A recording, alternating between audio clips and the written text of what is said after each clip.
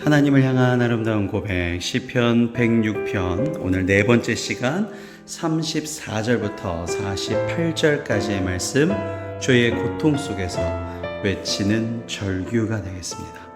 이 시편 106편 오늘 마지막 시간이 되는데요. 이 찬양시는 하나님을 향한 찬양을 촉구하는 데서 시작이 됩니다. 그런데 그 중간에 주의 은혜에 동참하고자 하는 간구에도 불구하고 홍해 사건에서 이스라엘 백성들이 죄를 짓고 구원을 받으심을 다시 한번 회고하는 장면과 그 이후에 광야에서 끊임없이 죄를 반복하는 장면들이 나옵니다. 그 장면 이후에 오늘 시편 106편 네 번째 시간에서는 가나안 정착 이후에 그런 징계들, 범죄들이 나오게 되겠습니다. 시편 106편 죄의 고통 속에서 외치는 절규 시작하시겠습니다. 그들은 여호와께서 멸하라고 말씀하신 그 이방 민족들을 멸하지 아니하고, 이 여호와께서 멸하라고 말씀하신 이방 민족들이 있습니다. 가나안의 7 족속이죠. 이 7 족속에 대해서 하나님께서 멸하라고 하셨어요. 그러니까 33절까지는 이 광야 생활 40년에 저질렀던 패역이지만 34절 벌써 이방 민족이 나온 걸 보고선 가나안 정착 이후에 죄들이 열거되는구나 라고 추측하실 수가 있습니다. 이 이방 민족들 가나안 7 족속들은 죄가 가득 찬 족속들이었어요. 그래서 이 7 족속을 하나님이 무슨 심판을 하시기 위해서 하나님이 무자비하게 사람을 죽이려고 이렇게 멸하라고 명령하신 것이 아니라 죄를 끊으시기 위해서 7 족속을 멸해야 된다. 전쟁을 치러서 멸해야 된다. 종식을 명하신 거죠. 그런데 죄의 종식을 위해서 명하셨지만 이스라엘 백성들이 거역했습니다. 민수기 33장 55절에 보면 나오는 부분이죠. 거역하니까 어떻게 되었는가? 그 이방 나라들과 섞여서 그들의 행위를 이스라엘 사람들이 배우며, 그러니까 그들의 죄악을 배우게 됐다는 거죠. 타락한 문화, 타락한 종교를 받아들였습니다. 후에도 많이 나오는 바알이라든지 아세라, 다곤, 그모스라는 이런 우상들, 이런 타락한 문화들을 배우게 되죠. 그들의 우상들을 섬김으로 그것들이 그들에게 올무가 되었도다. 그러니까 하나님의 말씀을 거역한 것, 다 멸하라고 했는데 멸하지 아니한 그 거역한 것이 그들의 심판을 좌초하는 계기가 되었다라는 것이죠.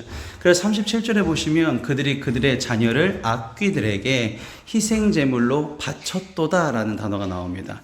여기서 그들의 자녀를 악귀들이라고 나오면 이 악귀들이 바로 우상을 뜻하고요. 이 우상 중에 보시면 바알의 제사를 보시면요. 그 바알의 제사에서는 그 신전의 사제, 여기에 있는 사제가 여자 사도도 있고요. 그렇습니다. 그 신전의 사대와 행음하는 의식, 그러니까 음란한 행위를 하는 의식이 있었고요. 실제로 자기 배나 팔을 자해하는 의식도 있었습니다. 이런 의식 자체를 치르는 우상, 제사가 제정신은 아니겠죠. 그런데 이 일을 그냥 누구나 하다 보니까 따라서 하게 되는 것이죠. 그리고 또 여기 나와 있는 이 자녀를 악귀들에게 희생제사를 바쳤도다라는 제사는요, 몰렉의 제사입니다. 몰렉이라는 이 우상의 제사는 실제로 자녀를 제물로 바치는 제사였어요. 그러니까 무죄한 피 곧 그들의 자녀의 피를 흘려 가나안의 우상들에게 제사함으로 그 땅이 피로 더러워졌도다라는 말이 나오죠. 그러니까 하나님이 이 가나안 땅은 어떤 땅이죠? 젖과 꿀이 흐르는 축복의 땅이었는데 이게 어떻게 된 거예요? 더러워졌다라는 거죠. 항상 하나님의 말씀에 그래서 우리가 귀를 기울여서 기도해야 되는 이유가 여기 있습니다. 그러니까 내가 잘한다고 되는 게 아니에요, 세상이요. 내가 세상에서 아무리 잘하려고 하고 이게 옳다고 해도 그 내라는 게, 나라는 게 세상의 수많은 문화와 수많은 미디어가 나를 만들어 가거든요. 내가 보는 뉴스, 내가 보는 드라마, 그 드라마의 작가의 생각이 막 들어오고요. 내가 보는 영화, 유튜브에 그 영상들에 대한 생각들이 나한테 머리에 들어오고요. 그게 나라고 나는 착각해 버리는 순간부터 더럽혀지기 시작하죠. 그러니까 먼저 하나님 앞에 우리가 이 촉각을 딱 곤두세우고 이 와이파이를 하나님한테 맞추고 살아야 되는데 자꾸만 다른 나를 혼란시키게 하는 그런 선악과 같은 정말 먹지 말라고 했는데도 먹어야 된다는, 이 먹어야 된다는, 이 먹어야 된다는 이 안 좋은, 이 나를 유혹하는 그런 생각들에 넘어가서 결국 어떻게 됐죠? 먹어버리게 된 거죠. 더럽혀지게 된 겁니다. 여러분의 가정과 회사가 더럽혀지지 않기를 위해서 항상 예배하시기를 소망하시기 바랍니다. 항상 기도하시고 예배하셔야 됩니다. 39절, 그들은 그들의 행위로 더러워지니 그들의 행동이 음탕하도다 라고 나오죠. 우상숭배로 영적으로 육적으로 더럽혀지는 타락을 이제 즐기게 되었다라는 거죠. 민수기 25장 1절에 나오게 됩니다. 그래서 이 가나안에서의 범죄에 대해서 나오고요. 이번에는 그 범죄에 따른 여호와의 징계가 나옵니다. 그러므로 여호와께서 자기 백성에게 맹렬히 노하시며 자기의 유업을 미워하사, 여기 미워하사가요, 타브라는 단어입니다. 타브, 유업을 미워하사. 그러니까 이 자기의 이스라엘 백성, 그러니까 자기의 언약의 백성들을 하나님께서 미워하셨다라는 건데요. 이 미워하사 타브가 언제 또 쓰였냐면 이스라엘 백성에게 너네들 가나안 땅에 가서 우상들을 미워해라 라고 했을 때 또 타브가 쓰였습니다. 그러니까 우상을 미워하듯이 하나님께서 이스라엘 백성들을 미워하게 되신 거예요. 내가 하나님의 말씀을 잘 지켜서 우상을 미워했으면 하나님께서 우상을, 이 하나님을 대적하는 사람들을 미워하듯이 우리를 볼 리가 전혀 없었다라는 것이죠. 그러니까 우리는요, 악인가 되지 않도록, 그러니까 누가 악인처럼 되고 싶겠습니까? 난 아닌데요, 난 떳떳한데요, 난 착한데요, 난 선한데요, 난 정의로운데요. 착각하는 것이죠, 다. 내가 악인이 될 수도 있어요. 악인처럼 어느 순간에 행동할 수 있어요. 그런데 그래도 내가 몰라요, 그걸.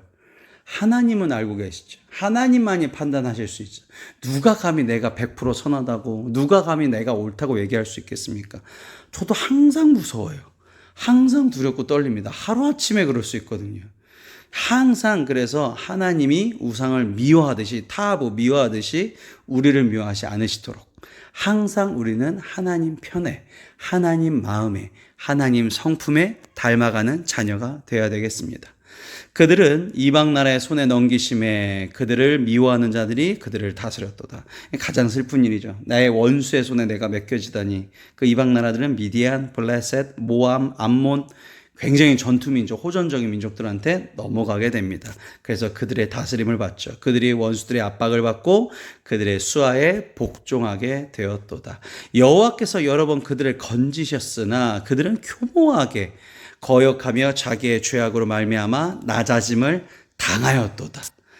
하나님의 백성으로서 하나님의 나라를 받을 자녀들이 죄악으로 인해서 스스로 신분을 낮아지게 된 것이죠. 그런데 이 마지막 부분, 이스라엘의 절규를 듣고 돌이키신 주의 은혜가 나옵니다. 그러나 여호와께서 그들의 부르짖음을 들으실 때에 그들의 고통을 돌보시며, 참 하나님은요, 고통을 당하는 자기 백성의 회개를 외면하지 아니하신다라는 것이죠. 그들을 위하여가 나옵니다. 그의 언약을 기억하. 언약이라는 것은 아브라함과 이삭과 야곱에게 하신 그 언약. 그 언약이 뭐죠? 너를 내 자녀, 내 백성으로 삼을 것이다. 그것을 기억하시고 그 크신 인자하심을 따라 뜻을 돌이키사, 그러니까 바꾸셨다라는 거죠. 계획을. 언약을 기반으로 둔 변함없이 신사랑, 바로 헤세드 사랑입니다. 그들을 사로잡은 모든 자에게서 국률이 여겼다는 것은 라함이라 그래요. 어머니의 자궁을 뜻한다고 말씀을 드렸었죠. 자식을 품어주시는 그런 사랑을 얘기해요. 긍휼히 여김을 받게 하셨도다. 이게 무슨 얘기냐면요, 이스라엘 백성을 잡아갔던 그런 미디안 족속, 암몬 족속, 블레셋, 수많은 그런 이스라엘의 원수되는 그 전투적인 민족들의 마음에 국률함을 심어주셨어요. 하나님의 사랑이 하나님을 창조한 모든 사람들을, 하나님을 창조한 모든 것들을 좌우하실 수 있습니다. 하나님의 그 긍휼하심이 이방 민족의 마음까지 움직이셔서 포로에서 풀어지게 되는 것이죠.